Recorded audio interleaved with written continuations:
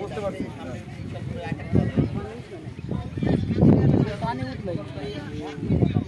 পটুয়াখালীর রাঙ্গাবালী উপজেলার কাজিরকান্দা এলাকায় একটি খালে ভাসমান অবস্থায় যুদ্ধে ব্যবহৃত টর্পেডো সদৃশ একটি বস্তু দেখতে পায় স্থানীয়রা।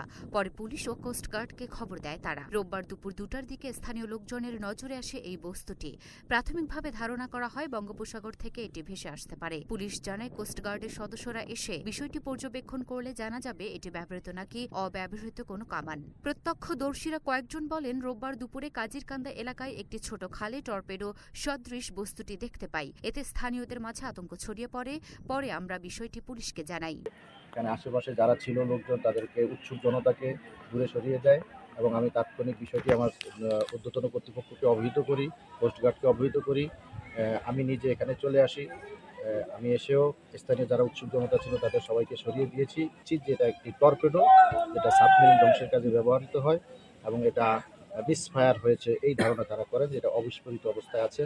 নেপাল হেডকোয়ার্টার্স থেকে আমার সাথে বেশ কয়েকবার কথা হয়েছে, তাদেরও একটি টিম এখানে আসতেছেন এবং তারা আসার পরে এটাকে কিভাবে নিষ্ক্রিয় করা যায় বা এটার বিষয়ে কী সিদ্ধান্ত নেওয়া যায়। লুনা আফরোজ নিপা, ঢাকা পোস্ট।